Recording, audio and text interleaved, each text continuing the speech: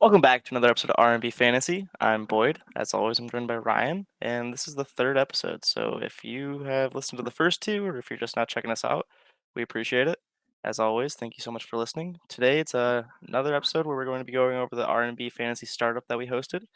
This time, we're going to be going through rounds 7 through 10. So it should be interesting. After that, it gets a little murky. We don't really who cares about that stuff.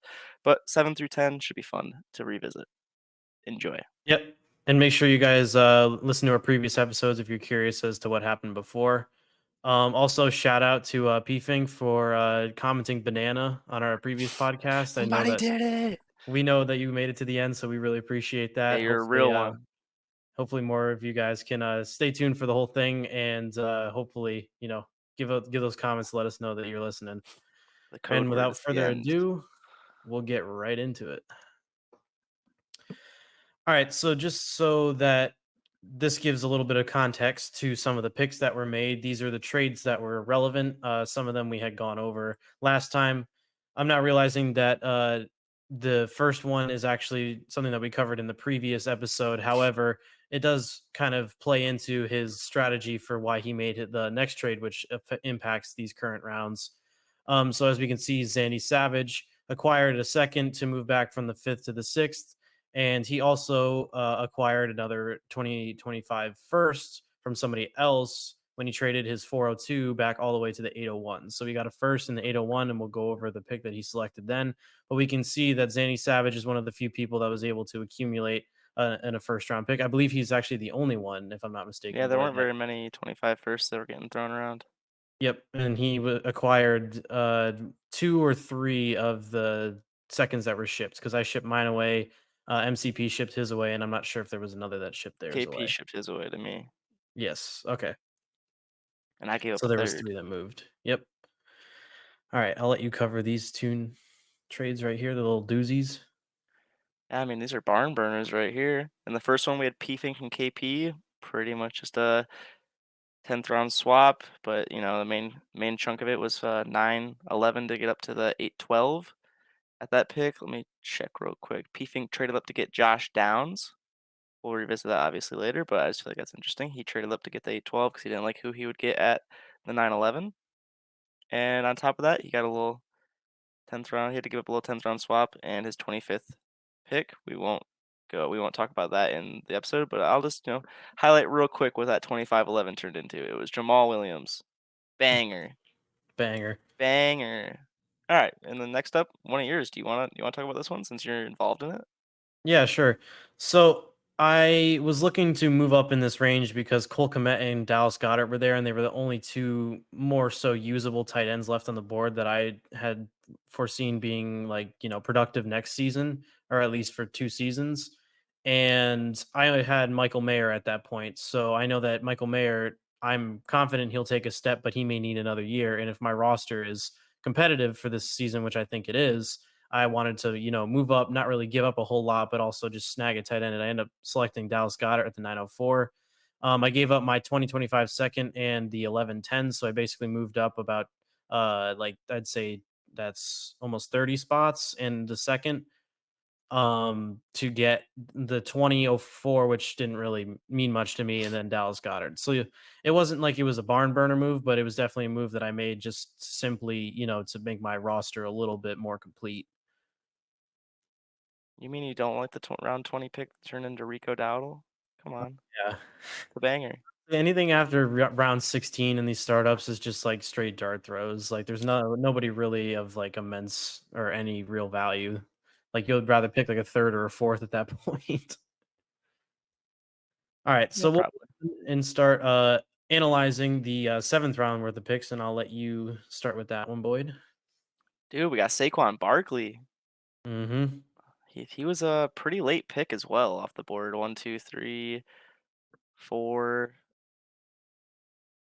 He was like the 12th RB off the board. I mean, that's pretty good value for Saquon Barkley. I mean, he's heading into free agency most likely. He could end up back in New York, but he's been performing behind a terrible offensive line, terrible team. Yet he's still putting up 16 points per game whenever he doesn't have a torn ACL. So I think that's really good value. I'm not sure if KP will hold on to him. Maybe he'll flip him during the season, but I think that's really good value to take there. I like it. And also, this is just the general trend of running backs falling in this Yep, draft. yep. Just another case study of it because he got picked. There was so many. Like, what was it? 6 times 12. That's what 80 something picks before him. No, it's Yeah, 70. 70, Yeah, 72. 72 picks before Saquon Barkley were made, and I think that if you're in a competitive roster, that's more than, you know, enough of a discount to snag him. Even if you're not, like, super competitive the way you constructed your roster, you can easily flip him, as Boyd had mentioned, so I Yeah, think he's that a was round 2 immense value redraft for pick. him, for sure. It's And always a good then spot to take him. correct. I definitely agree with that. And then the next pick, we had the 110 taken, which I think in this round is, I'd say decent enough value. Like some of the players in this range, I potentially would move off of the 110 for, but also I would trade some of these players for the 110. So I think if that's the way I view it, I think that the beginning of the seventh round is a good spot for the 110 to go because that's when you start to get into that murky area of we don't really know who's going to shake out. It could be like JJ McCarthy or those back like higher end wide receivers that are still left. Potentially, even if a running back or two gets decent capital, we don't really know. So I think in terms of the value, this was a good spot to take the 110 because I didn't see this as a reach at like I did some of the other picks. Yeah, I would've taken the 110 here as well. Rookie picks are good. I like rookie picks. Yep. And then obviously, they could always just sell them when it gets time because they may not like who's on the board or they can think they can get better value than, who was selected around this area because obviously we still have around 3 more months, 2.5 to 3 more months till we get to rookie draft season. So a lot can change from now We till haven't even then. hit combine hype yet. I know. That's It's always the only fun. Now, this next pick was my pick at the 703, and I picked Chris Godwin. And if you guys haven't already, make sure you go check out our dynasty buys and sells. I highlighted Chris Godwin as one of my buys. If it's not out yet, stay tuned for that. But I think that Chris Godwin is immensely undervalued. Obviously, Keep Trade Cut has him like around pick 100 in terms of startup value, whereas I got him around like I think this is pick 75. And I think that he could easily be a top 60, top 50 type wide receiver if he ends up being the number one in Tampa Bay. Like Mike Evans is likely to walk. They're not going to franchise tag him. That just kind of came out recently that there's no plans to franchise tag him. So he could easily just go to another team in free agency because if the Bucks can't afford him for a 31-year-old wide receiver, and if he's not in their long-term plans, Chris Godwin is more than capable of doing it. I mean, this man would put up wide receiver 1 weeks. Obviously, this past year he had a slight down year, but that was largely due to the fact that he only had 2 touchdowns, whereas he had over 100 receptions. He's had 3 straight seasons of 1,000 yards, and I think that as my fourth wide receiver on my team, or excuse me, he's my fifth wide receiver at this point. I would be more than happy to take him on my squad and pray for that jump in value and production. yeah, I mean, he's a target hog.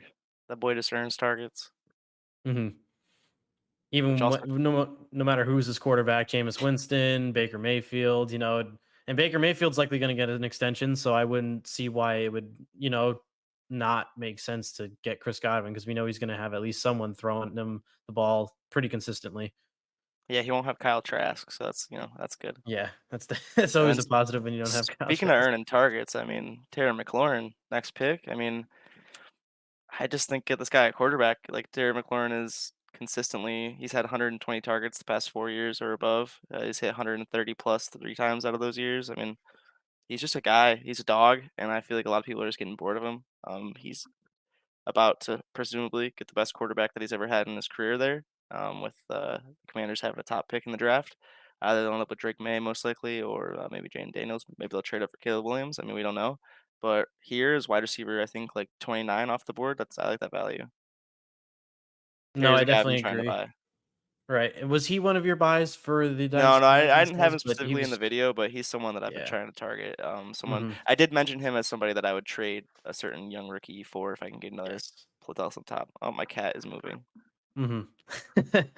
There we go. Oh, mystery tale. Yeah, no, Terry McLaurin is definitely someone that if he's cheap enough, I'd be looking to buy as well. Yeah, he's just gonna give you solid production. Maybe not wide receiver one production, but I mean, in this league, you can start up to 6 wide receivers. He's gonna give you meaningful production, and he has gonna Mhm. have the opportunity for spike weeks. Right, and I definitely think that that's an important note to highlight that when you have 3 wide receivers, 3 flex leagues, these wide receiver 2s that can, like, sometimes be a little boom or bust or not as, consistent as, the higher upside ones. I think that that's totally fine. Obviously, you wanna acquire them at a reasonable cost, but they carry more value because they're still gonna be slotted into your starting lineup. It's not like we have shallow starting lineups where he's gonna ride the bench, so it's definitely somebody to go out and get if you're in a much deeper league. Yeah, he's really cheap right now. A lot of people are getting bored of him. Mhm. I definitely agree. I'll let you take these next 2 picks since you are the 706. I don't really Christian Kirk, I don't think I would have taken him here. It feels a little early to me. Wide receiver 30 off the board, obviously excluding rookies, but the injury, not great. His like balls exploded. I don't know. He's very consistent. He had 10 plus points in the vast majority of his games last year, but I'm not very comfortable taking him here over the assets that went behind him. We'll get to that obviously in the next rounds, but I think there's wide receivers here that went after him that I would have just preferred over him, just to feel more confident in. But he has been producing there in Jacksonville, and he's going to be there for another year. Calvin really might not be there, so it makes sense to me. But for me, it was just a little rich for my blood. Do Mhm. you have any thoughts Yeah, on Christian Kirk? I was actually gonna make that point. The fact that it kinda also depends on where Ridley ends up going. Like he could have some value for this next season, and then, like, especially if Ridley's not there. But if Ridley is still there, and obviously Evan Ingram's still there, ETN is still there, he's gonna be the fourth option on that offense in terms of like receiving or third. Really, he's not ETN's not going to surpass him, but ETN will take away some of that target share. So it's important to know, especially also if Zay Jones is still there. Say. Um, your boy Zay Jones. I know that that's not like, he's not going to surpass him in the depth chart, but that's more targets to go around. And if he's not the number like, two, 1 or 2, then obviously it's not going to be that great. And I definitely would be looking to sell him if there are buyers, but also at the same time, if you're in a league where everybody doesn't want him and you can get him for super cheap, then yeah, maybe I'd take a flyer on him. But it's all he's kind of one of those league dependent guys where I would buy him in some instances, sell him in others. So this is a decent spot for him, but like you said, it's not my taste. Yeah, just a little early for me, but Hmm. I mean, he was proven. He's produced the past couple of years, so I get it. Hmm. Next up, it's me. It's the start of my little tight end community college that I was building here. George Kittle. I don't know. I just feel like a lot of people are just sick of George Kittle, but I mean, he's not too old for a tight end. He's only 30, and he in this scoring format, it's 0.75 tight end premium, so his upside and his spike weeks are very high. I'll happily put that in my lineup. Obviously, he has the occasional down week. I mean, that's just going to happen. But when George Kittle booms, he really booms. And in this format, I just think that it was a really good cost to pay. It was something that I was happy to pay over the 111. I took him over Kelsey as well. We'll get to that. I mean, you can see it on the screen right now. I think George Kittle is a solid buy right now. Yeah, I don't really have much of an opinion on George Kittle. I don't have him anywhere, and I'm not really looking to target him anywhere. But I think he's kind of a hold if you have him because there's not going to be many people that are buying him. And I think that I don't know if I would take him necessarily over Kelsey in the draft, but I just it's not cannot like take a 34-year-old tight end over George Kittle. yeah, I especially cannot. with He's so old. Like, yeah, I just can't do it. Like a year from now, Kelsey could be going round 9, and yeah, exactly. George Kittle will still be going around 7. You know what I Hmm. mean? So like, it's just like a values there, and the installations there, and just like I just don't have. It's more like I guess like an anti-age thing with Kelsey. Like the production's gonna be there for at least another year, probably another 2 years, but his Hmm. value is just gonna keep going down, and I think the installation's there with Kittle in that offense. I think he just has a big boom upside. Hmm. That's a fair point. And also with the way your team is constructed, I guess that going Kittle over Kelsey definitely makes sense. Yeah, I'm trying to play for like whenever I do a startup draft, I try to play for next year in mind. I try to Hmm. play for the next 2 years, so that way my team doesn't just tank in value. Right. Obviously, not everybody plays that way. Some people really like going for heavy redraft assets, like going for older assets. But that's Hmm. why we all play the game differently. That's what makes it fun. I always say that if we all thought the same thing, this wouldn't be fun because we would all be making the same moves. Right. Exactly. And to an extent, some of us do, but there are also people like Cagresto who, like to make that first year push. So it's always nice to have a couple of those people in the drafts. Yeah, Cagresto and Zandy in particular were really making those strong contender cases, which is Mhm, really interesting because they were drafting next to each other, so it was fun watching them go back and forth. I know that they snipe each other a lot, so it mhm. was just really entertaining to see that go on. Yeah, and Zandy also even picked up future capital too, even though he has a pretty Yeah, competitive squad. So it's very intriguing. it's very helpful for him. Mhm.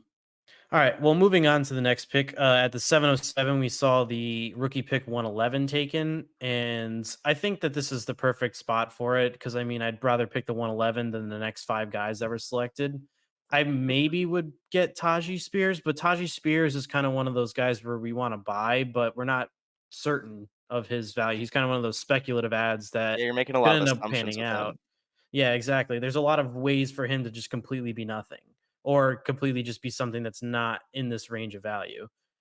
So I think that the 111 is a perfect spot here. I don't really have any complaints about it.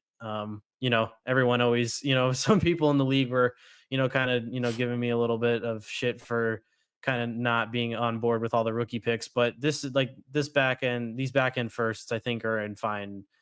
I don't think you boys overvalued them here. So Good pick. yes. All right. And then the next one at the 708, we have Taji Spears, as I had just mentioned by Perry. And I think that this is a good spot for Taji, but he's one of the guys where I'm trying to buy him, but in startups, I don't know if I have the balls to take him like anywhere before round 8, simply just because in a 8 or excuse me, 8 in 3 flex leagues with 3 wide receivers. I want to hoard as many wide receivers as I can, and this is like the back end of the remaining useful wide receivers. And I'd much rather take them over Taji because especially guys that you'll see that fell in value, like the discount veteran running backs, they they could easily just be more productive than Taji for the next year or two. But we're giving him a little bit of a youth boost in terms of like his value and also the projection of him potentially being the lead back in Tennessee. Yes, he has a very good profile to be a good fantasy producer, but we don't know if he actually has that role yet. So that's kind of it's a pick that I'm fine with, but I wouldn't make it in this area. Yeah, you're making a lot of assumptions. Like obviously, everyone just assumes Henry's leaving. It obviously looks that he's going to. I mean, he seemed like he was making a farewell tour when in his last couple games. So it does seem like Hmm. he's going to leave. But then there's the question marks: do they draft someone? Do they bring someone in? Who knows? But I think Tyjae Spears has incredibly high upside. I think the pick makes sense here, and it's Perry's RB2. He has Bijan and Tyjae Spears, and that's just really high upside swings to take. Hmm. Yeah, as his RB2, that's the perfect spot to have him because he also has another like he has a pretty balanced roster. So Yep. I don't hate it. It's just a matter of I'd prefer to employ a different strategy. But it's also it's a seventh round, so it's not like we're investing super high end draft picks on him. All right. Do you want to discuss Baker Mayfield next? Baker, he's cooking. It's your guy, dude. Chris Godwin's Yes, he guy. is. I mean, if you would have told someone a year ago that Baker Mayfield was going to go round 7 at startups, they probably would have called you crazy. But I think Hmm. he silenced a lot of doubters this year. It was pretty awesome to see. I like when there's a good underdog story. He threw for over 4,000 yards, almost had 30 touchdowns, 10 interceptions. I mean, he was doing he had his best year. That's just to put I think that, like, is there an argument there? I mean, it was his best season that he's had, and it was really awesome to see. He's got that dog in him, and they're obviously gonna give him extension. Once he gets to that extension, I expect his value to just kinda boost again. So, good pick. I mean, he's getting his quarterback 2 to pair with Stroud. At this point, there really weren't very many quarterback 2 options left. It was Baker, and then it hit, like, Levis, Stafford, Cousins, Geno tier, so I think Baker it's a good spot for Baker. Hmm. And in 6 point passing touchdowns, I believe he was the QB 10. So that's crazy good value to get in the seventh round, especially because he's likely to get an extension. So you have some of that at least like a year or two of stability in terms of having like him on your roster. So I think that those of you that have Baker on your rosters, like that you kind of held through hoping that he would be something, I think that you guys lucked out because I didn't have him anywhere and I'm very upset that I didn't. I did end up acquiring him mid-season, but I wish I had more Baker because he was kind of one of those guys a few years ago where I was really hoping would take off and he just never did. But it's nice to see him have a little of a renaissance that we sometimes see with these QBs that, don't do well with their very first like one or two teams. Yeah, nice little resurgence for him, and there's a lot of Mhm. doubters, so it's just, it's always nice to see somebody succeed when people are doubting them. Yeah, I agree. Comeback player of the year candidate, really, but, you know. Mhm. Do you wanna take this next one? Got more running backs. Armani with his RB1 off the board. This is his first one, and it's Alvin Kamara. I personally don't think Alvin Kamara is getting kicked out of New Orleans. I think his contract has him buoyed there for another year, which means Kendry Miller possibly could be overvalued at this point. But I mean, he was a dog last year. I mean, Alvin Kamara was a PPR monster. He's been that his whole career. You're gonna get really high quality production here. Maybe it was too early just because of his age, but at this point, I mean, it's kind of hard to point at the board and say which assets you prefer over him because of the production he's gonna give you. He's gonna keep producing presumably. Derek Carr's gonna be back. The offense should be relatively the same. He should get a lot of checkdowns like he has been getting, and I like that. And I like his production. It's underrated compared to what his cost is. Mhm. Yeah, he's kinda one of those guys that if I'm have a really competitive roster, I'm looking to get this offseason for dirt cheap because he could still easily be a top 12 running back. Yeah, absolutely. I mean, he was, I think like the RB like 11 in PPR, and that was with missing the first chunk 4 games, right? First 4 Mhm. games of the season from his suspension. So I mean, he just got in there and he produced, and he really didn't have very many games where he didn't produce for you, which was Right. awesome to see. I agree. Now, moving on, we have another veteran running back that we saw fell in Josh Jacobs. Now, we don't really know what Josh Jacobs' situation is. We don't know if he's going to come back, but the Raiders have, shown that they have interest in bringing him back, but it's a matter is that interest both mutual and is the price right? So I, I don't really know if, Josh Jacobs is going to be a top 12 running back.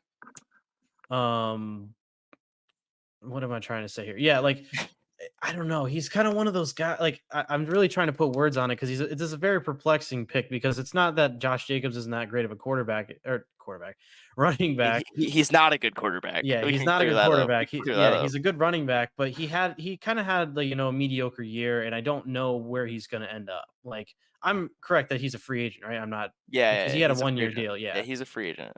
so I don't foresee him getting franchise tagged. He could, for all we know, but I doubt it.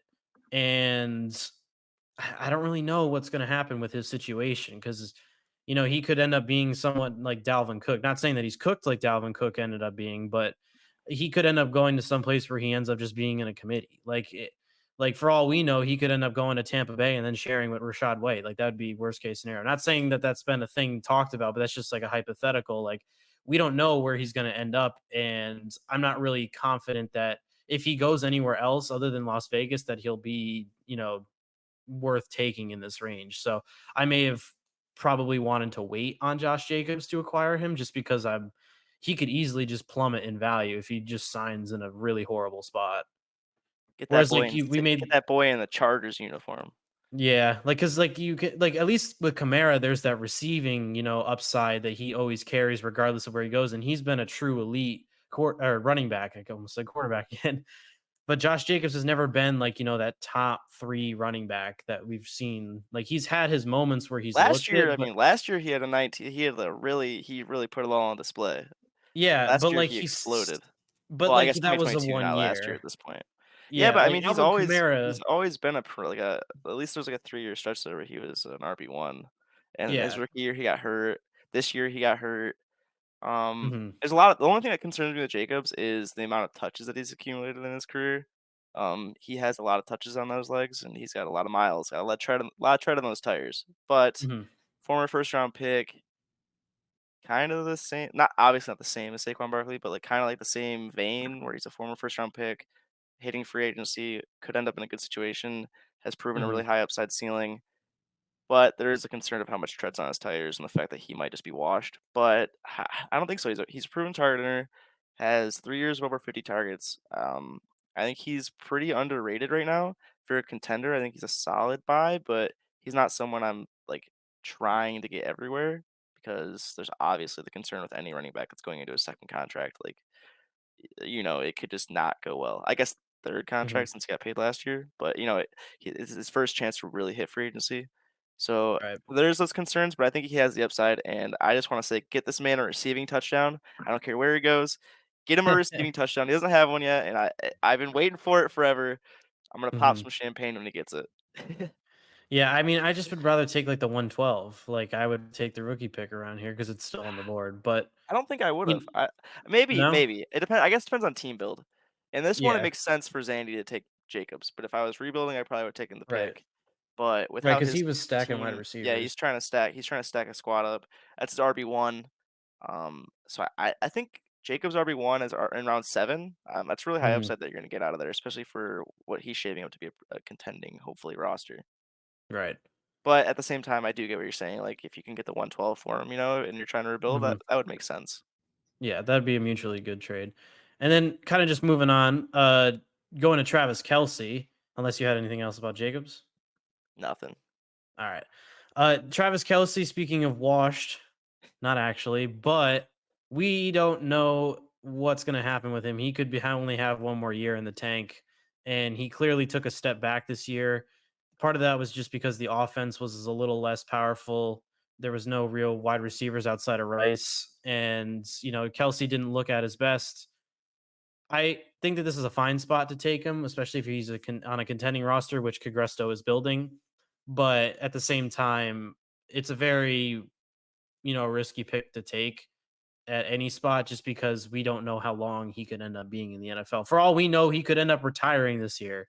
Like that, I doubt that that'll happen, but that is a possibility. He's just coming off of a Super Bowl, like I think two he wants the back to back three-peat. Super Bowls. I think he wants the three-peat. Yeah, that's definitely one of those things where he'll probably come back for the three-peat, but for all we know, he could end up just like, I kind of want to retire with my brother, Obviously that I'm just kind of speaking out of my No, ass yeah, when I say that, he's but 34, yeah, he could retire. yeah, it's just So that's he's definitely in so up there play. in age But I and we wouldn't don't expect him see to guys. retire, but, like, even if he doesn't retire, Mhm, he's gonna be 35 next year. His whole value is only gonna decrease. He exactly. didn't he was a good tight end this year. I'm not trying to knock that. Like, if you're a contender and you're trying to, make a push for a championship, good player to have. Tony Gonzalez played till he was 37, but I don't Mhm, expect Travis Kelce to play until he's 37. I would expect him at most, I think he has 2 more years and then he's done. Round 7 in the .75 tight end premium league, you're gonna get 2 quality years out of him most likely. I mean, the last time he didn't have over 100 targets was 2014. So he's a mhm. target earner. He's he's Patrick Mahomes' guy. His touchdowns went down by a lot. He only had 5 last year, so there's that. But it's the age thing for me. I'm pretty ageist. Um, at this point though, I don't really know like who would you take here? I mean, maybe Njoku Ingram, I guess, but I wouldn't take Ferguson. I wouldn't take Devontae or Cup or Evans, which is the next slide. I mean, I'm spoiling things, but Mhm. like I think it makes sense here. Like I think you're getting Yeah. good protection for the cost, but it's the fact that his value is going to decreasing that keeps scaring me. Yeah, I mean, for his team, it makes total sense. I may have like gone Cup, but with the premium and stuff, it definitely makes sense. I'm not knocking the pick at all. It's definitely No, a no, I good get pick it. for Yeah, him. It's just one of those ones where, like, if I'm explaining my thoughts on Travis Kelsey, it's like absolutely. I Yeah, really would not want to do it unless I have one of the best squads coming out of the draft, which Cagresto, I would argue, does. So it it makes sense for him. absolutely. Yeah, I Mhm. just the age thing concerns me, but I'm an Yeah, ageist, so 100%. All right. We very much exhausted our thoughts in the seventh round, yeah. and they'll Round 7 probably was crazy. dissipate as we get a little bit further. As you see, the quality is taking a sharp decline. So if StreamYard will cooperate Come on, here, Dale there the we Duck. go. Dale the Duck. All right. So at the 801, we saw Congress, or excuse me, no, this was when Zanny Savage Yeah, had the moved trade back from the happened, right? fourth round. Yes. Yeah, yeah. So So the trade Zanny ended up being Savage. Tyreek Hill for Adams in a first. Yeah, which I think is immense value because it really didn't affect Sandy Savage that much because he did get a very productive veteran wide receiver and then another 2025 first, which I think is beautiful. Yes, obviously it was with a team that has one of the stronger teams, so it's likely to be mid or late.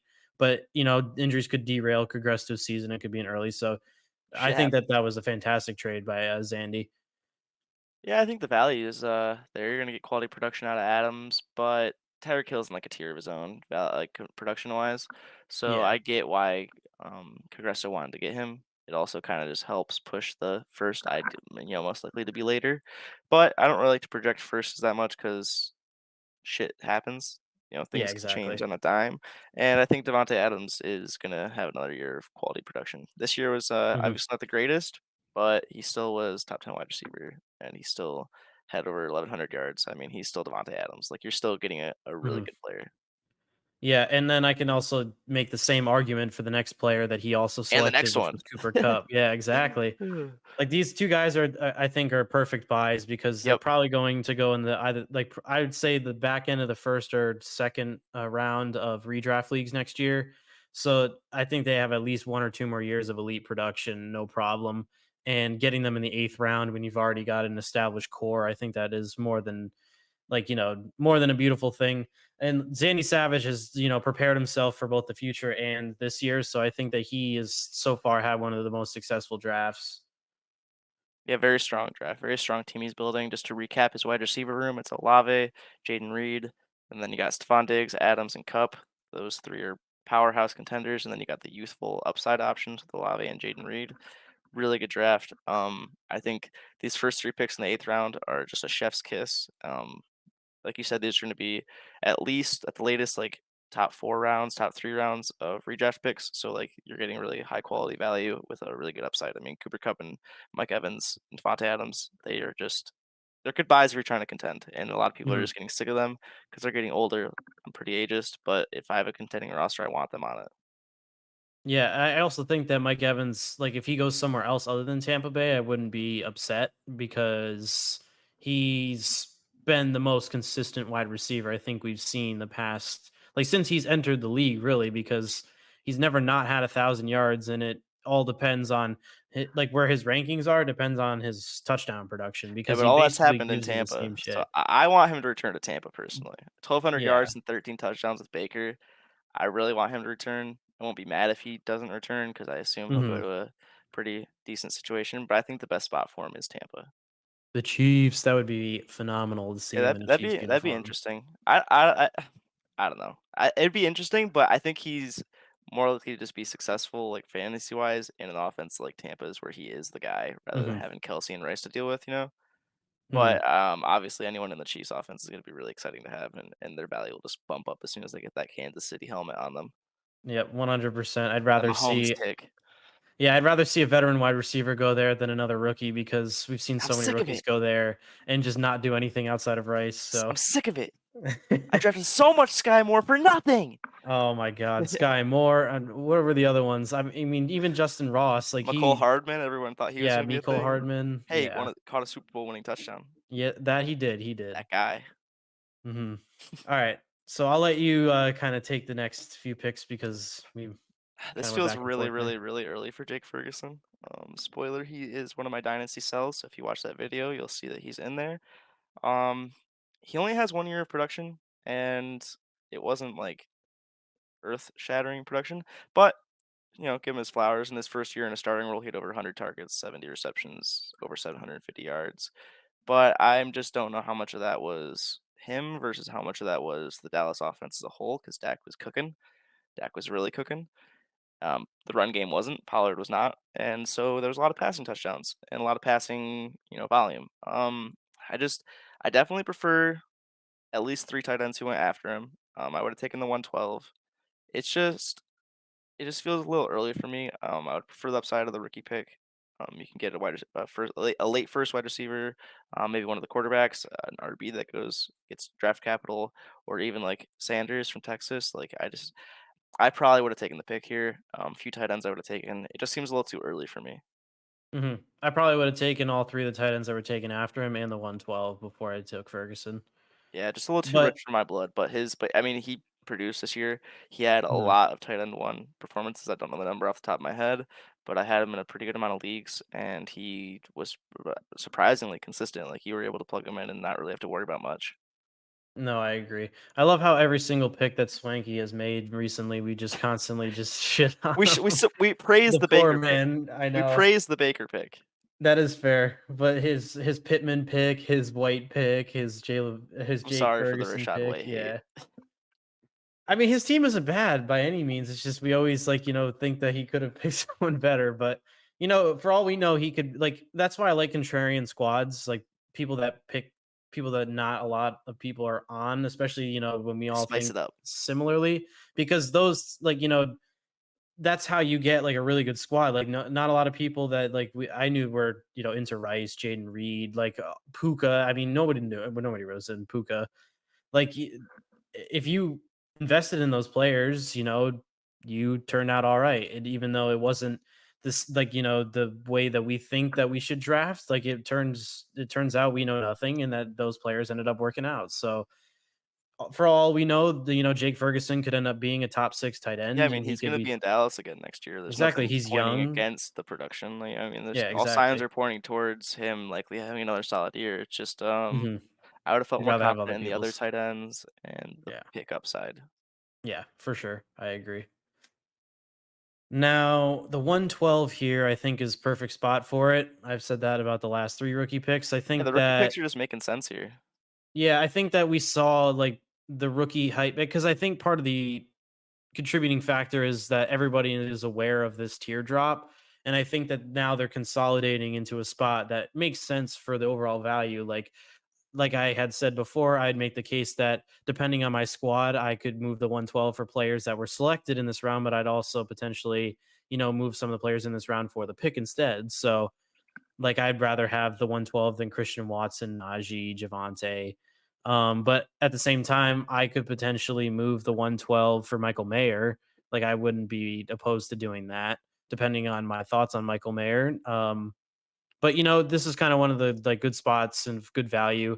And even though he may want to hold on to it and not actually use it, like you can easily flip it for probably someone that was drafted in the round before because people are more looking to acquire it. So I think that this was a bang on spot. Yeah, I agree. I agree. Hmm, Good spot. Good pick. Good pick, Jake. good pick. Good Now, pick.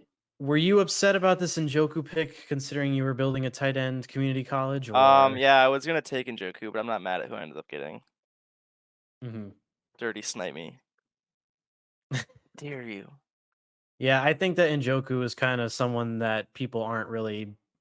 I think that he's gonna still move up in value. Like, yes, obviously there's the question of Deshaun Watson and how he pairs with him, but I think we saw his substantial leap this year kind of showcase what we thought he was in Yeah, previous yeah. seasons. Like everybody And he's always talked only about his upside. 27. Yeah, he's only 27, and for a tight end, I think that that breakout at that age is like pretty in line of what we would expect. Mark Andrews had a late breakout. And yeah, exactly. And I don't think that he's gonna drop off. Like, he's not gonna produce. I don't think he's gonna produce like as high end as he did because he's not gonna have Joe Flacco throwing him the ball. But I don't think that a top 6 finishes outside of his range of outcomes for the next 2 to 3 years. Joe Flacco is better than Deshaun Watson? No, but in terms of like, who Joe Flacco likes to target, Joe Flacco is known to target tight ends. He always has, and he always will be as long as he's on the football field. And I think that Deshaun Watson hasn't created that rapport with him yet, and he doesn't have a tendency to throw to tight ends. Like, I He's mean, gots to now. realistically, did he He's gotta throw to build that it like rapport. many tight? Was there any good tight ends when he was in Houston? Didn't watch Or Houston. I'm just kidding. I literally don't I don't know. But I think yeah, you can't just, like he's a genie that you can't put back in the bottle, and Deshaun Watson's better than Joe Flacco, so I think they're gonna hmm continue to make him a focal point of the offense. Elijah Moore sucks. Sorry, past Boyd, he sucks. And, Amari Cooper's not getting any younger, so I don't really I think Njoku's he's gonna get a better quarterback. Obviously, like, Joe Flacco was playing out of his mind, but Deshaun Watson not with a shoulder injury, another year removed. I like it. I would've taken a hmm joke here, so damn you for sniping me. yeah. Oh, don't get me wrong. I love Njoku. I was just kind of highlighting some of the potential drawbacks to him, Oh, but yeah, there's definitely I'm an drawbacks. Only 1 Njoku year of believer. production, like, he's got Yeah. multiple years of nothingness, like hmm but that 1 year of production was really good, and he's an incredible athlete. That was kind of always hmm the main crux of his argument was that he is a phenomenal athlete, hmm and it just took a little while for him to get that breakout going. But Yeah. it also took like Delaney Walker a while, took Mark Andrews a little while. Like it just tight ends take time to cook. That's why I'm not giving Mhm. up on Kyle Pitts yet. Oh, 100%. Kyle Pitts is still too damn young to give up on. Yep. And speaking of late season or late career breakouts, we have student number 2 of tight end community college that Boyd took at Three. 807. 3? McBride, Kittle, Ingram. Oh, that's right. I'm building the You took community college McBride. You here. took McBride. I forgot Yup. about that. And in this format, so I was mad I couldn't get Njoku, but in this format with the 0.75 10 in premium, Ingram averaged 19 points per game, which would have been like wide receiver Oof. 4 or 5, something like that. So I mean, getting that in round 8, obviously, You it's went not just gonna dumb. repeat that again, but the upside's there. He was getting force fed the ball a lot, and even if he regresses back to 80 catches, 70 catches, I mean, he's still gonna be a high quality producer, and that'll still be meaningful production for my roster. So here it just kind of made sense. I didn't want an early second over him. I didn't want any of these other players. I thought about Javante Williams, but like I said, he was averaging 19 points per game, which would have been wide receiver 3, and Javante is just kind of not really hasn't really done like too much to where like obviously he was the right pick. You know what I mean? Mhm, So I was head set on making a tight end pick here. It wasn't Njoku, but I'm very happy with Ingram here. I feel like it's a really good cost. mhm. Yeah, he led that offense in target percentage, and if Ridley walks, that's even better for him. He had 143 targets. Like that's absurd. 114 catches. He was cooking. Yeah, it was actually insane. Now, Cooking. I think that this kind of just shows like this is the epitome of dynasty right here. We have Evan Ingram taken at the 807 who just came off a monster season averaging, around like 19 and a half points in our tight end premium format. And then we have a complete dud in Christian Watson this past year that was taken at the He had some very good next games, pick. but overall not good. Yeah, that's what I'm saying. Like he was He was very hurt though. He was hurt. uninspiring. Yeah, I definitely agree. He's young. He's he didn't have that great of a year, but also now we saw Jaden Reed. But the condition with Jaden Reed is that he is more of a slot guy. So Christian Watson is likely to have future success, but I'm very concerned over Watson's future with the emergence of Wicks and Jaden Reed. Not so much that he won't have a role, but in terms of how large that role will be, because his, emergence at the end of his rookie year was very promising, but the fact that he didn't really take any steps or showed that he, was improved at all, it seemed like he took a step back. Yes, he was obviously hurt, so we not going to fully discount it. I think that he's a guy that I'm concerned about. I'd look to buy him for, an early to mid second, but I'd be very, very worried if I had him on my roster, if I'm being completely honest. And Yeah, this is a that fine makes spot to sense. take him, but that's just more of my analysis on Christian Watson as a dynasty player because I'm not very convicted that he's going to take a step, and I'm also not convicted that he's going to completely fall in value. So he's kind of one of those ambiguous players that I don't really know what to do with. I like Christian Watson. I get there's a lot of concerns, but I don't think he was ever going to be a high target earner. Like I don't think he was ever going to be a 120 target kind of guy. I think he's a big Mhm. play upside player, and I think he really showed that again last year. Obviously, he was hurt, but once he kind of got reacclimated from the injury and came back, he had multiple spike weeks. He had multiple really solid weeks. Obviously, in those he caught touchdowns, just like he did in his rookie year. But guy catches touchdowns, I guess. Like I don't know. I think he's better than Dobbs, probably better than Wicks, and I think he's going to be their big receiver. He's going to be their alpha. He's going to be their X. I don't think Jaden Reed's going to fit that role. I mean, he's clearly a slot guy where they manufacture touches for him. I think Christian Watson's a solid buy this offseason. This is a good price for him. The upside's really high. He was going like around 4 or 5 in startups last year, so I mean, he obviously is able to reach high value points in Dynasty. And after such a fall from grace and an injury riddled year, like he was going around 4 or 5 last year when nobody knew if Jordan Love was gonna be good, and then he was hurt, but he still performed in games where he wasn't hurt. Not all of them, obviously, but some of them, and then now we know Jordan Love is actually good, and his price it's a fair price. I would pay this price. Like, I think there's concerns, but the upside's really strong. Yeah, I mean, this is a fine spot to take him. It's just, I don't know what's going to happen with him, but I already said that, so I won't keep beating that drum. Do you want to take this next pick and then I'll follow it up with my following pick? Do I have to talk about Najee Harris? No, I know he's your favorite player in the world, and that's why I want you to talk about I him. mean, like, he's just very uninspiring. What's crazy is that he went from 90 plus targets to 50 plus to less than 40 last year. Mhm. His receiving role is dwindling. It's gone. Ben Roethlisberger isn't there, so that shit's gone. But rushing wise, he averaged the most yards per carry of his career. He had another over 1,000 yard season. He had 250 plus touches again, and Arthur Smith is coming there. So I think Najee Harris is actually pretty decent at cost. I don't like. I think I've been drafting him quite a bit in best balls. He's going like round 9, round 8. I've been taking him there. I think his upside's pretty good, but at the same time, his receiving production's dwindling. And in PPR leagues, I really like it when my running back's able to get a lot of targets, but also I like when my running back is better than the backup that he has. Jalen Warren is really good, um, and he did really well off of very few touches. So I'm excited to see what Najee Harris is able to do in another year, and I can't believe I'm saying it, but I think he's a solid buy. I don't hate the price here. I think it's I wouldn't take Josh Downs over him. Maybe I would take Javante. I don't know if I would take Mayer. I guess depends on how confident I am in his future and like what my team situation is. I do like Mayer. I think he's a really good prospect, good athlete. But if I need a running back, I think this might be since Blanken's RB2. So I think this is actually a really good spot to take him. Unfortunately, like he was the RB23 overall, but yeah, another thought, like it's the fact that his receiving production that would dwindle. Like that's the really Mhm. concerning part.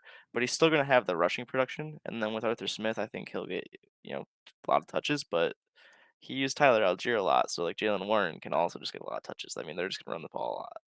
Right. It's kind of one of those things where I don't know if it'll be any different under Arthur Smith in terms of how Najee produces. But like you said, he's definitely a good buy if you need that RB2 production for very cheap costs because I'm sure that people are going to be selling him for less than what's on the board right here. Like I think that if you gave someone Yeah. the 204, 205, 206, like you might have some buyers for Najee.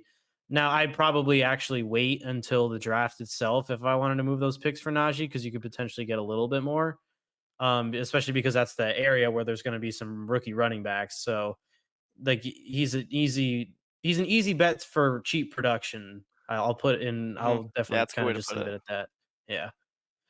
Now, moving on to my next pick. This is my first tight ends. I've taken 5 wide receivers at this point and 2 quarterbacks, and my the tight end now is Michael Mayer.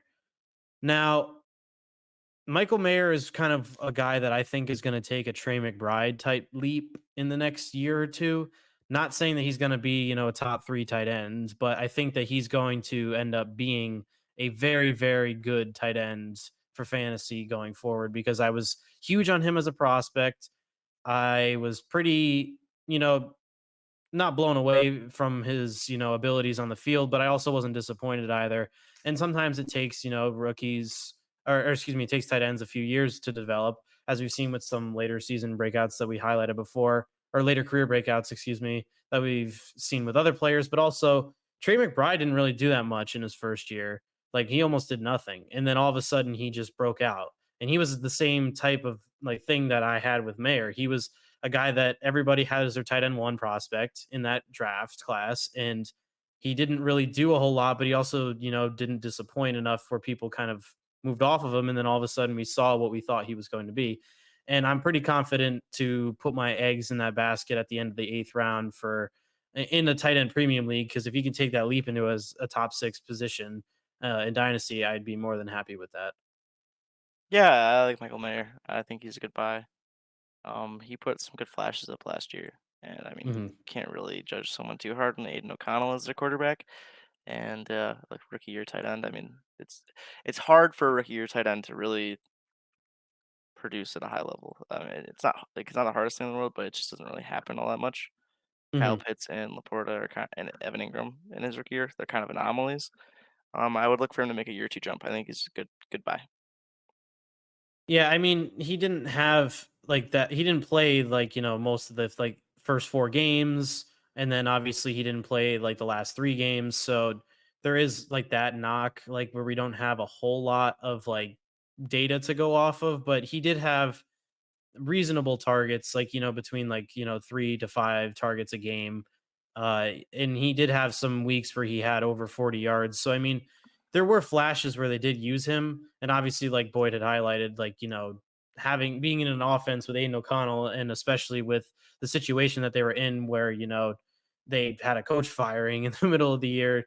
There's a Yeah. lot that like learning the tight end position is as hard as it is, and then all of a sudden you have a new like a new head coach. It's a lot for a rookie to take in. So I definitely think that I'm willing to put my eggs in Michael Mayer's basket and ride him, and hopefully, wow, that sounded very sus. Pause. Yep, pause, and we're gonna resume and move on to Javante Williams at the 8-11. So why don't you take that one away? I like Javante Williams here. I think it was actually really good value. I think his ADP is around 7.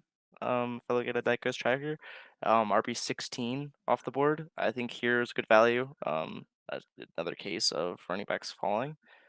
He wasn't lighting the world on fire, but he was the RB1 and he was getting usage and put up 50 plus targets. His yard per carry wasn't that much to be desired, but the Broncos offense is just the Broncos offense. So like yeah, Hmm. it's not great. But I think he does have upside. Another year removed from the injury.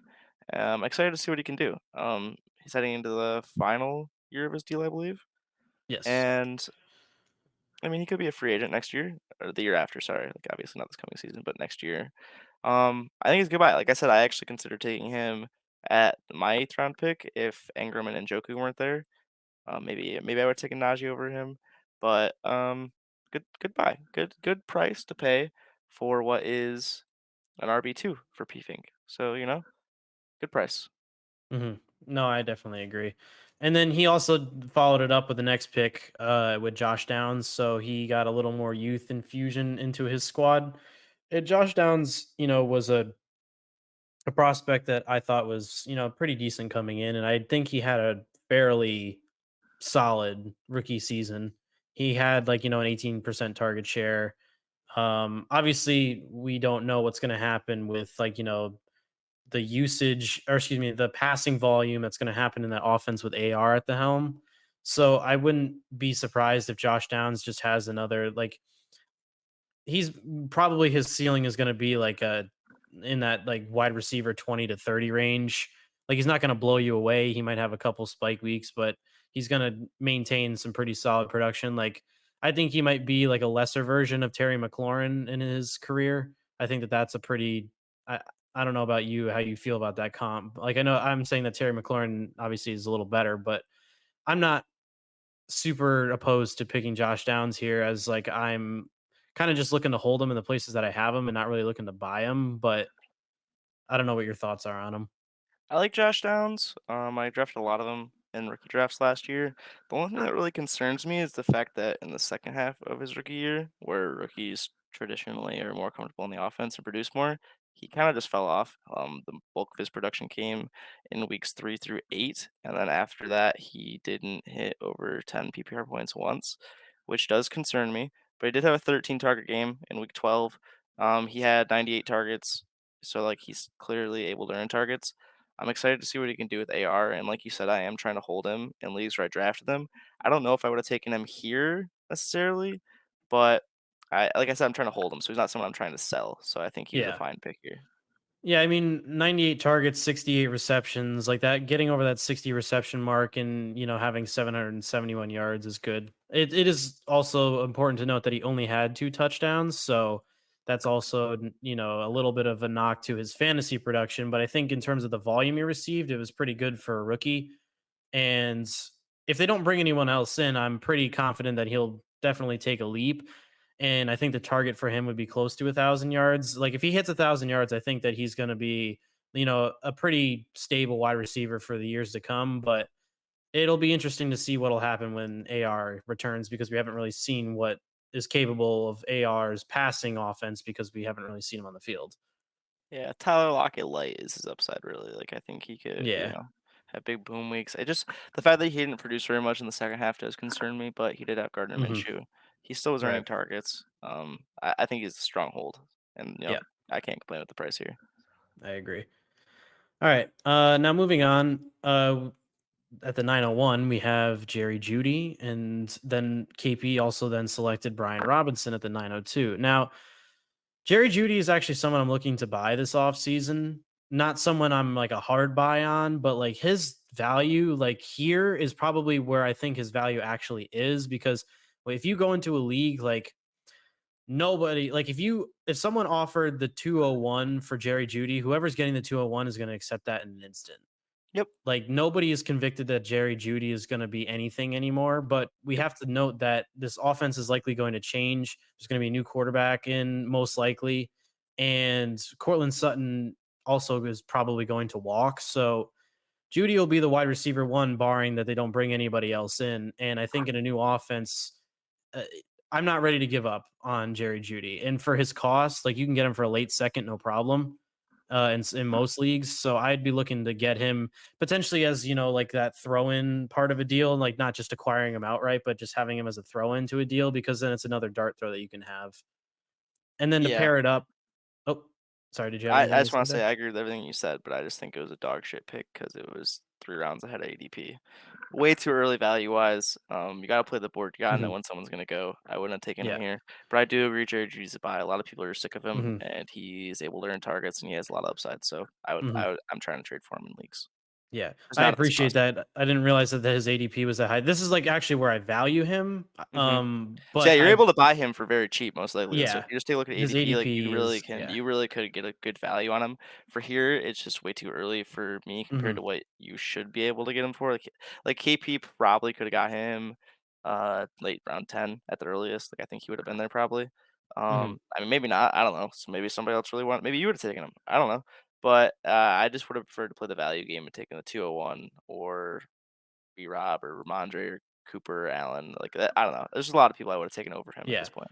But I I do agree. agree that he is a buy. I think he's a good piece to go after because his cost Mhm. is really low. Right, 100%. And then to pair it up with Brian Robinson, I'm actually like, on board for Brian Robinson next season. Yep. I don't know if I have anything, past next season, but in terms of, the ninth round, we're looking for just people to be productive at this point because all the youthful guys are taken. So it's either picks or, productive veterans. And Brian Robinson doesn't have to deal with Antonio Gibson anymore. The only thing that could potentially happen is if they bring a rookie in, but I think that after the volume that Brian Robinson saw last season, I think it's pretty confident to say that he'll be the lead back for Washington this upcoming year. So I think that this is a fine pick. There's not much else I have to say about it. It's kind of just one of those like, yep, makes sense, move on. Good pick. All right. And if you don't mind, I'll take this next pick and then you'll take the next three. All right. Sounds good. So this next pick was mine. So this was the nine at the 903. I took Ramondre Stevenson. So obviously I'm a Pats fan. So this was kind of one of those picks where I had to get the only Pats player that was drafted up till this point, I believe. So That's yeah, crazy. yeah, that's good. I just thought of that on the fly and I realized that it was true. And I'm like, damn, Yeah, the that quarterbacks sucks. don't count yet.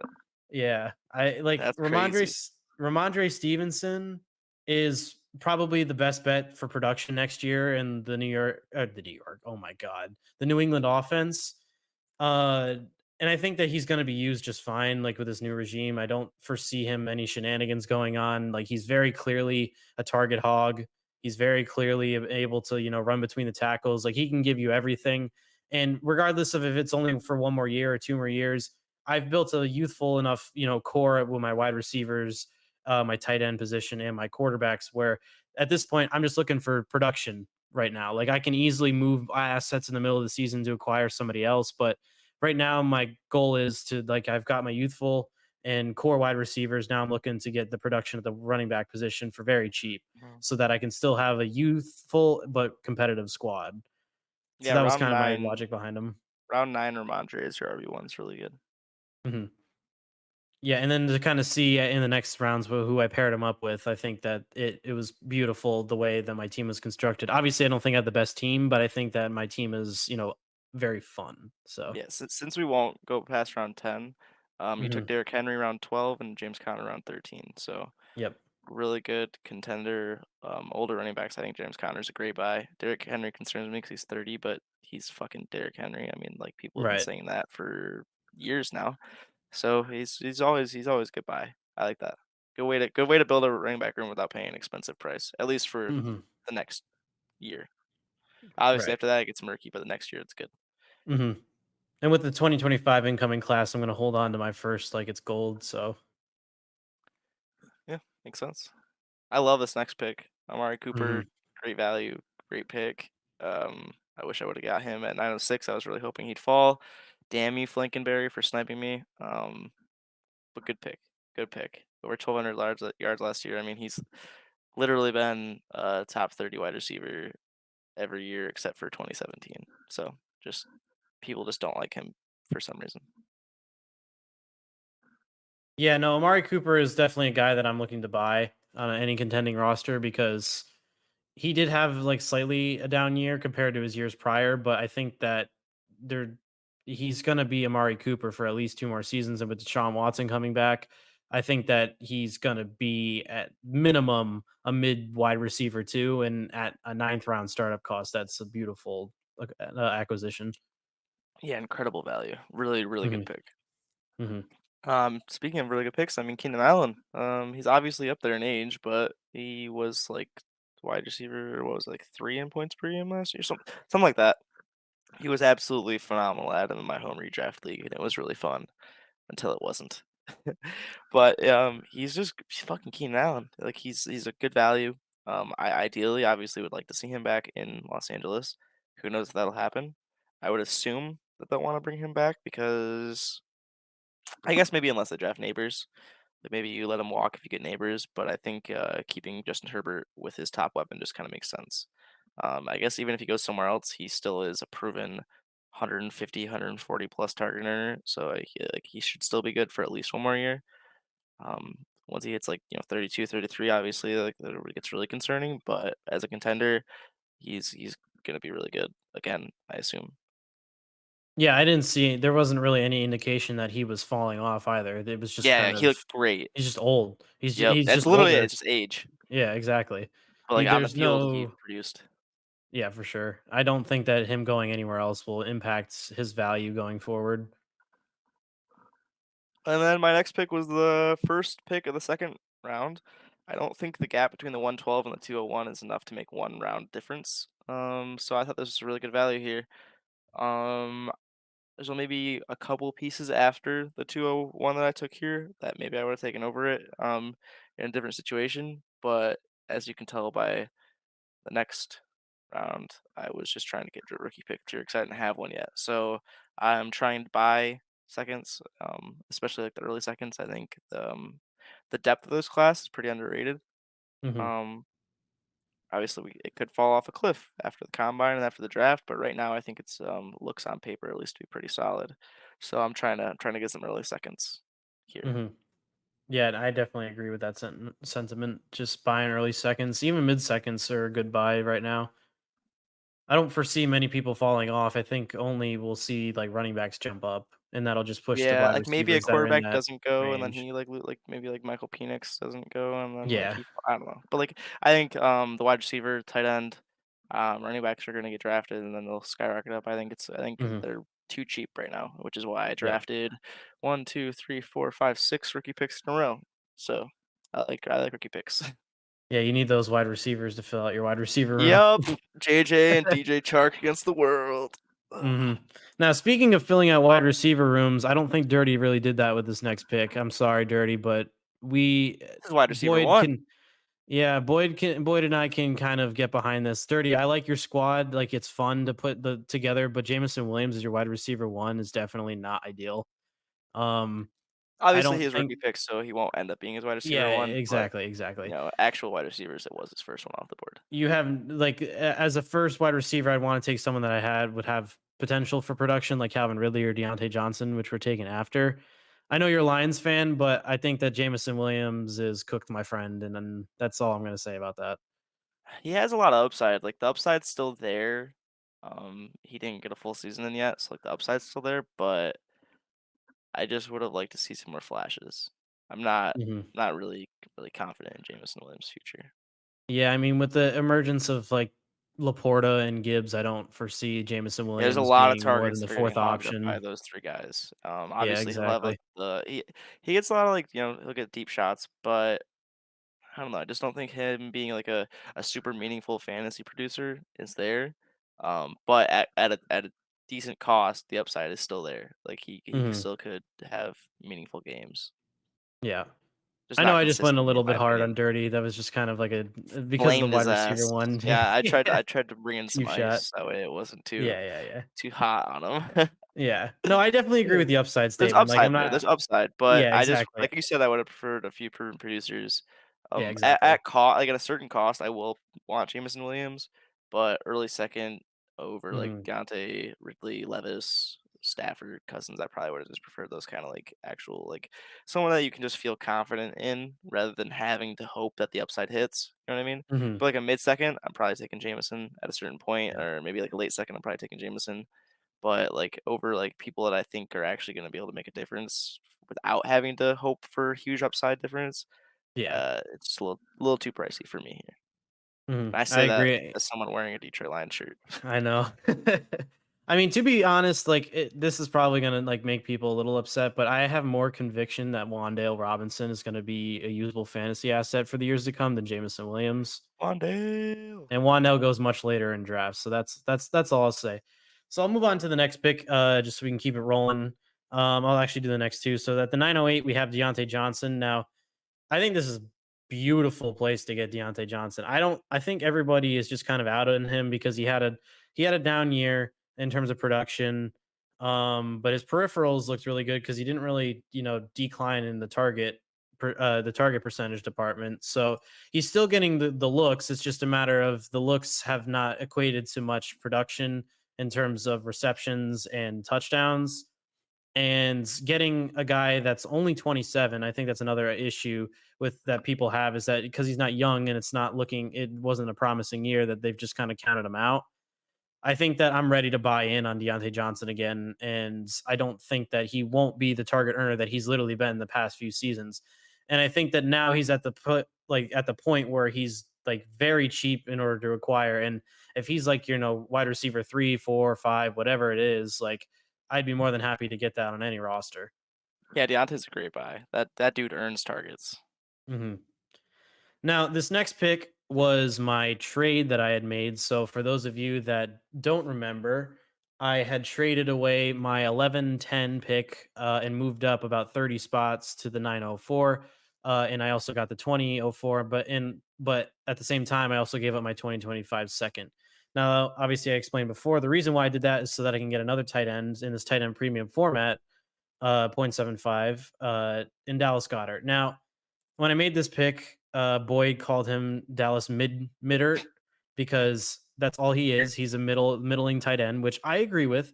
But in a 0.75, tight end premium league, that means that he's still going to be close to 200 points over the course of a season, which in the end of the ninth round, I'd be more than happy to take that value for the next couple of years or next couple seasons.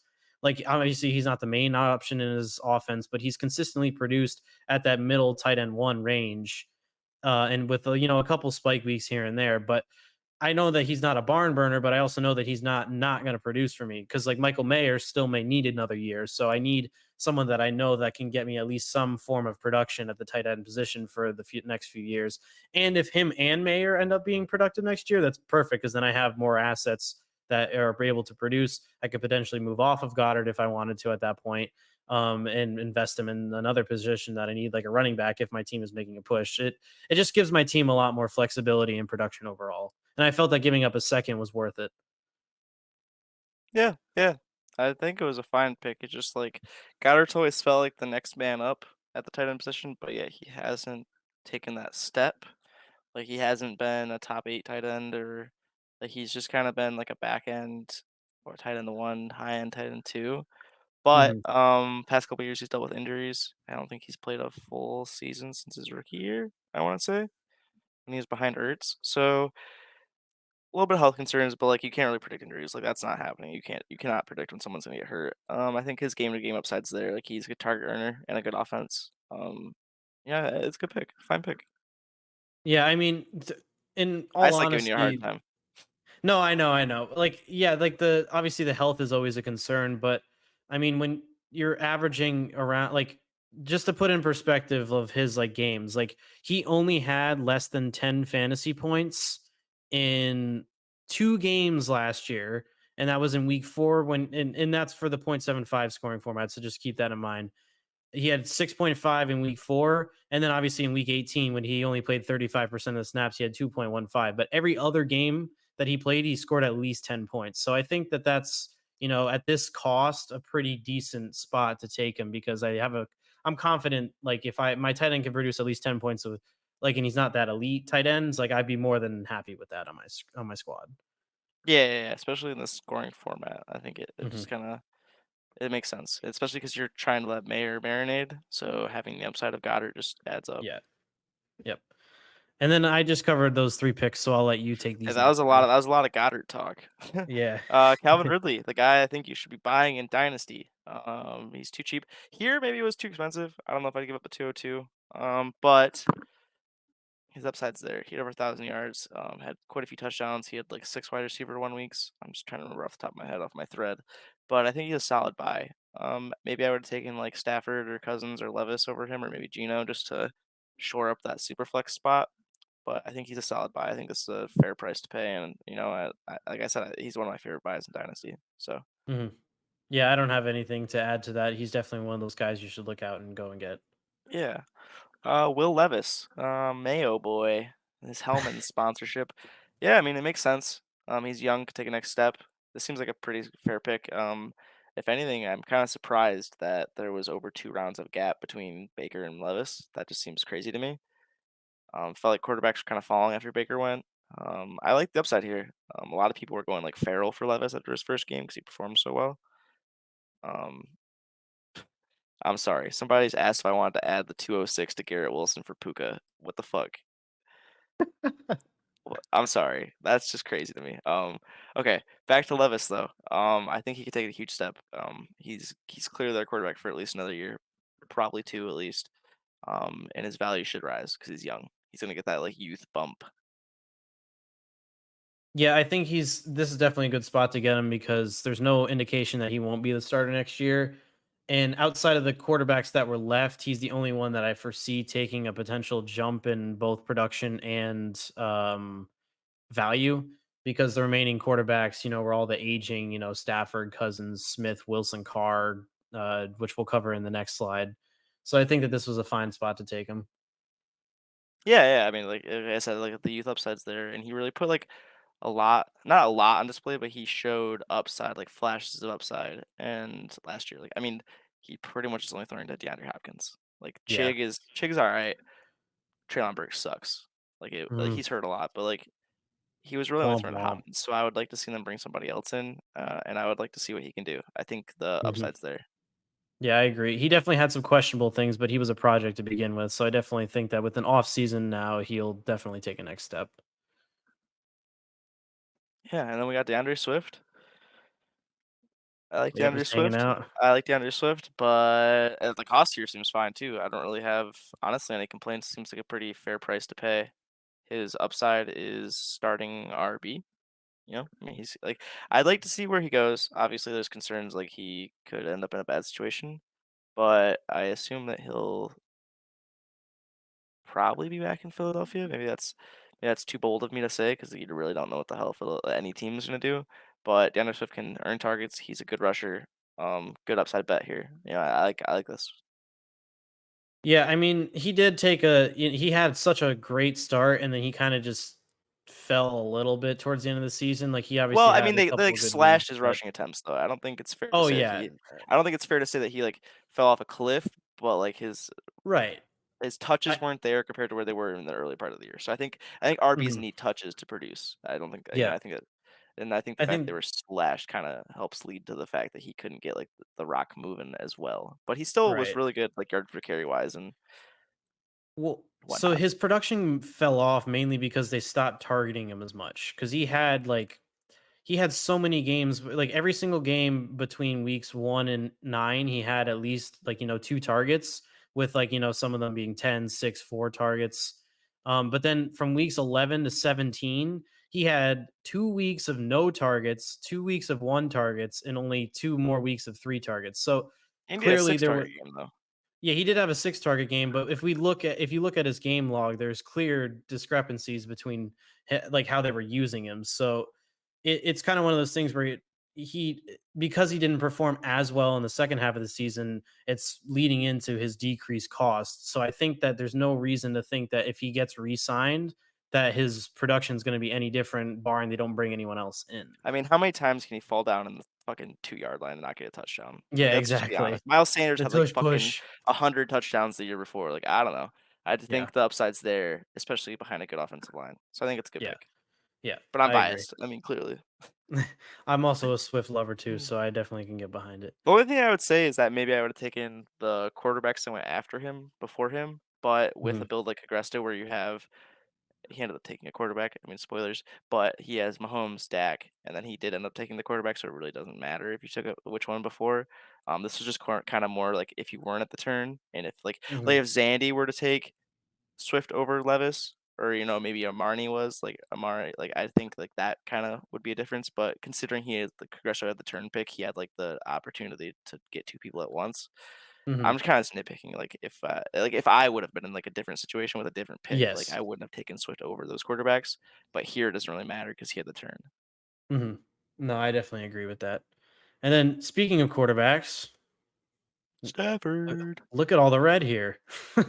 So much We red. have 6 quarterbacks taken in the 10th round. So, uh, I will cover Congresto and Zanny Savage's pick here at the 10-1 and the 10-2. Now, Matt Stafford at the 10-01, I think, is beautiful value. I don't think that there's any suggestion to think that he won't be at least a decent producing QB. And as your third QB on your roster in Superflex, it's a good trade bait option, but at the same time, it's also good assurance in case one of your top guys go down because you don't really have to claw your way for that, like, extra QB on your roster, overpay for, some mediocre guy in the middle of the season. I think this is a beautiful play by Cagresto, ensuring that he's going to make that first year title push and not really have to worry about injuries to his quarterbacks derailing Yeah. uh his run. Yeah, God forbid Dak goes down and then he doesn't really have a quarterback 3 option, but Stafford's a good Yep. quarterback 3 option, the only concerns there, age, but, he's Stafford, I think he's proven, Hmm. and, injuries, but injuries are not predictable. That shit just kinda Right. happens, so, And he's going to have Cup and Puka there, so yep. there's nothing to suggest that he couldn't just go bananas like once again. So Yeah. and then moving on, we have Cole Kmet. Now, Cole Kmet is likely to get that QB upgrade, and he did take a step this year. I know that you're not the biggest Cole Kmet fan, I but I would've think taken him here. I like the pick yeah, here. exactly. This is a great spot for him, especially with the premium. And obviously he's quite young, and with the premium, this is a great spot, especially because at this point, Zanny Savage has built a pretty monster squad.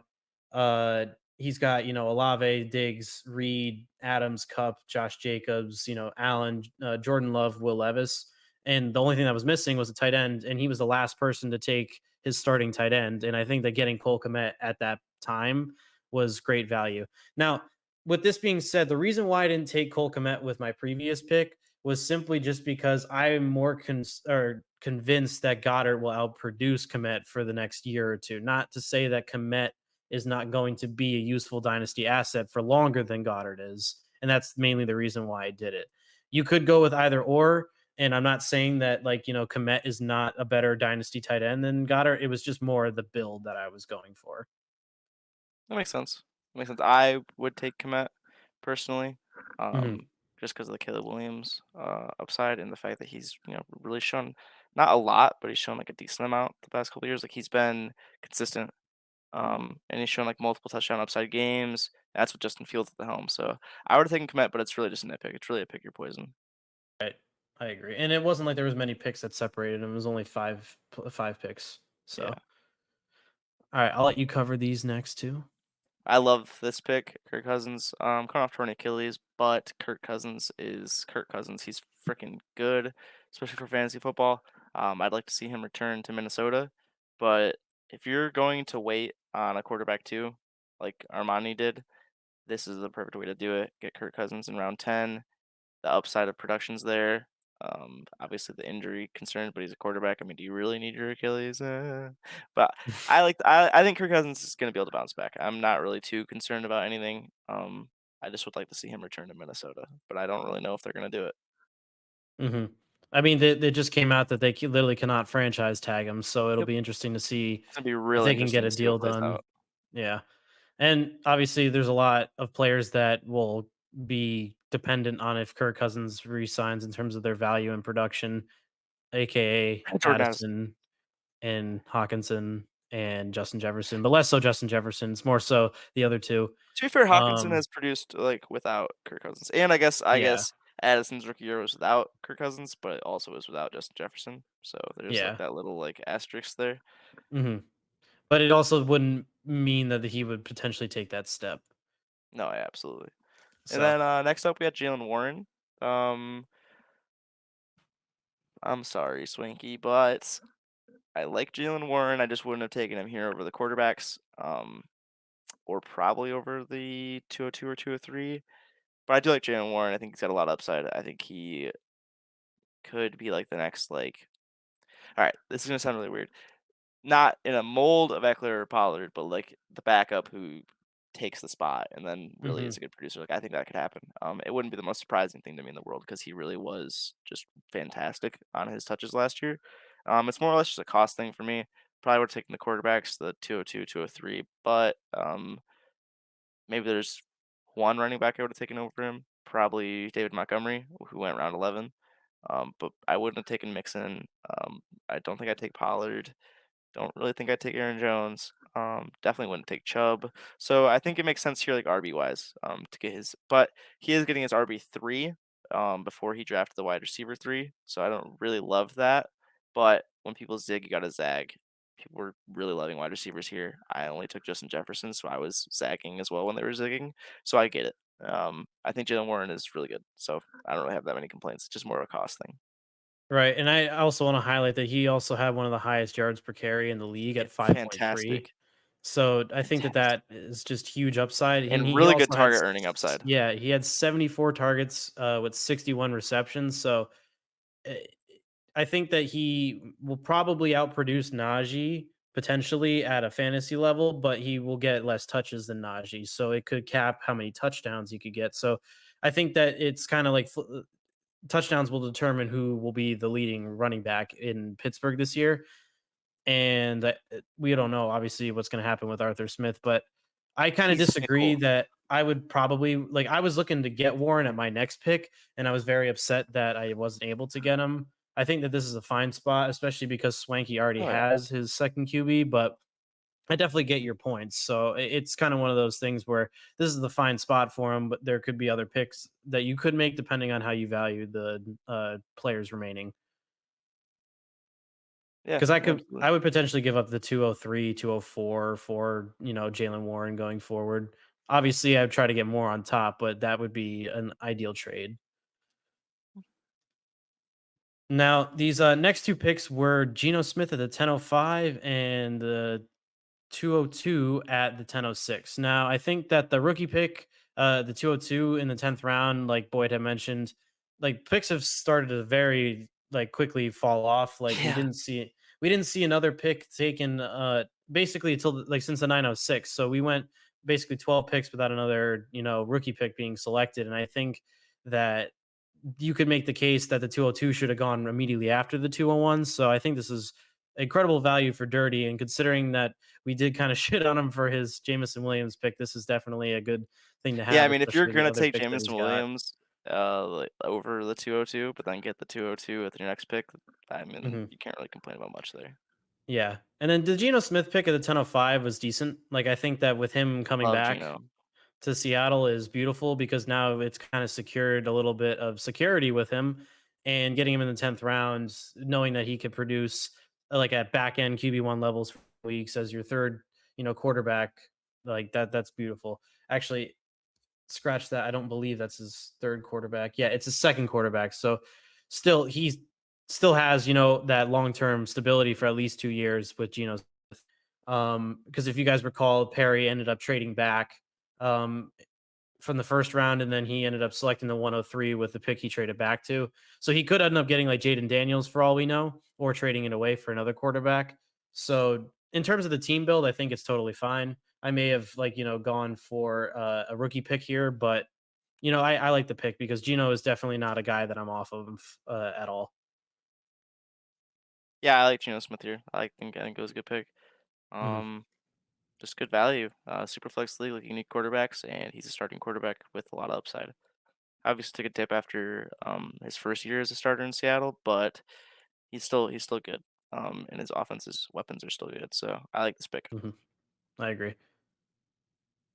All right, do you want to talk about your 203 Yeah, I selection? got the 203 here, and the only person I almost took over it was Daniel Jones. Besides that, it was clearly the 203 for me. What kind of pushed me over the edge to take 203 was just the um, kind of not the value insulation because Daniel Jones doesn't really have like a difference of insulation, but it's just the fact that I wanted rookie picks.